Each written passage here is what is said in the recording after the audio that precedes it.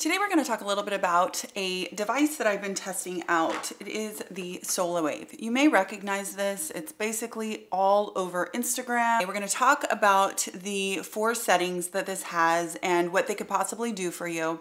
Then we're going to talk about knockoffs. This one is from Ladora.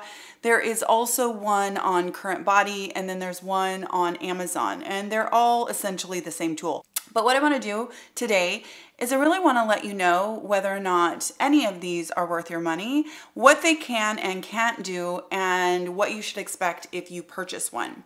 So let's just talk about the SOLAWAVE first of all.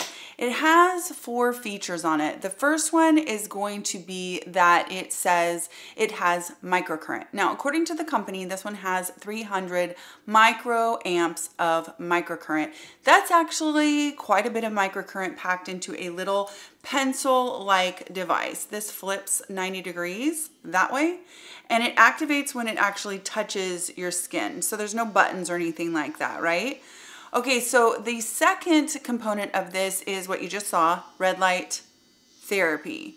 Now, all of the devices that I've looked at have said they're in the low to mid 600 range, which is exactly where you want red light wavelength to be in order for it to work for anti-aging.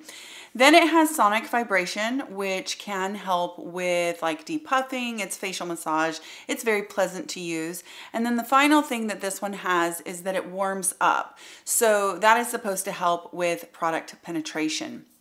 Okay, so the first thing that kind of crossed my mind with this one is LED typically should be used on bare skin in order for it to actually work. In order for you to not have any kind of interruption of the light or, kind of a hurdle to the light, you want to work on bare skin. The caveat to that rule is you could use a clear toner of some type and you could let it dry on your skin, and then you could go in and do an LED session. Secondly, LED needs to have a certain irradiance for it to be effective. So it actually has to have a certain amount of output, a certain amount of power behind it. There's a whole mathematical formula for it to work. For the longest time on this channel, I've talked to you guys about how I think that handheld LED is really not the best because, first of all, it's such a tiny amount of light that it would take you, this one would take you more time than we have alive for it to be effective as far as the LED is concerned. You guys have seen me use my panels from Mito. I have a new one from Huga I've talked about. I mean, the amount of light here, I'll turn one on right now. We're gonna show.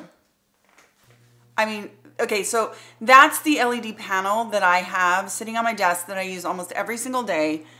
That's the amount of light that is what I use for skincare. Do we really think that that amount of LED is going to do anything on that big of a surface? Probably not, right? So we can nix the LED component here. We can just go ahead and write that one off. That's fine. Next thing we're going to talk about is that microcurrent. So it says that it has 300 microamps of microcurrent, and there's really no way for me to verify or not, except for that I just ordered a little device that is going to check the microcurrent in any device that I have. As soon as that shows up, I'm going to run a test on this, and I will definitely either post it in this video if it arrives before I finish editing, or I will definitely put that test up on Instagram, and we will see if this is indeed 300 microamps. I'm really skeptical about that because when I use 300 microamps around my lower eye region with any other device that I have, I typically do see a little bit of light in my eyes when my eyes are closed, just a little bit. It's nothing alarming or anything like that, but I definitely do see a little bit of light. I get 0 sensation and I get 0 light in the eye area. Now, I'm not saying that that's a bad thing because actually not feeling your microcurrent is absolutely fine. I'm just very skeptical because typically at 300 microamps, you do get a little bit of something around your eyes. You just do. So I'm going to test that and I'm going to get back to you on that. The other thing about microcurrent is that you definitely do need a conductivity gel in order for microcurrent to work. Now, the company does sell a serum, And I have to tell you that at first I was really skeptical about this serum because the second or third ingredient in here is an oil. It's I think sunflower oil. And so I went ahead and I did a conductivity test on this serum. And what I found was when I used just a little bit of this serum, I did not get good conductivity. I tested it with my MyoLift. It actually has a conductivity bar that shows you when you have conduction or when you don't, which is an amazing feature of the MyoLift. When I went back and I repeated the test, I added a ton more of this, several droppers full, and I repeated the test, I got conductivity. So apparently that oil in here is fine. There's the right proportion of oil to water and aloe and hyaluronic acid, etc. That said, this is not a necessary serum. I would definitely just choose any other serum. But the thing about it is, because you need to use so much of it in order to get conduction, if the microcurrent really is at 300 microamps, there's no way I'm not washing that off my face. Like it's a nice lightweight serum, but not when you put 4 or 5, 6 dropper folds on, okay? So that's another kind of hurdle for me. Then the next thing that we have is the sonic vibration. Now that is where I think that this one actually shines. It's a fantastic little vibrating tool that when it warms up can help with maybe a little bit of serum penetration, etc. So I do find that it's really relaxing to use around the eyes. It's really just, it's a nice vibrating facial tool. That said, they want $150 for this, and I feel like I have a gold bar that I purchased off of Amazon for under $20 that does that kind of vibration that can aid in lymphatic drainage. And since the LED in here we know is not a factor, we're not counting that because it won't work, and the microcurrent is suspect, then what you are paying for, $150, is a warming massage tool. In my opinion, the design is really clever. I mean, it is. The fact that it is like the size of a, you know, pen or something, you can travel with it. You certainly can use this on the go as it gets, for sure. I will give it that. But I just think that that is a lot of money that I would save towards something that had one of those components that actually works. So I would save that $150 and apply it toward a microcurrent device that actually might work, or I would save that $150 and apply it toward an LED that actually might work, because those two modalities on their own are amazing, but they need to actually work. So that brings us to the knockoffs. Now this one is $75. This is from Ladora. There's also one, like I said, at Current Body. And I think that one's about $90, somewhere right around there. And then there's one on Amazon, and that one's right around $90 as well. They're all identical specs. They all say 300 microamps, and they all say, the one on Amazon actually says that it's EMS, which is interesting because 300 microamps is unlikely to be EMS. So there's that, but we won't get into that. But they all have very similar specs. So I would say of anything, there really isn't a lot of reason to buy the SOLAWAVE when you could find one of the knockoffs for less money. That said, even $75, even $65 is too much for a warming face massager, in my opinion. I will tell you that something that I do have, where is that little guy?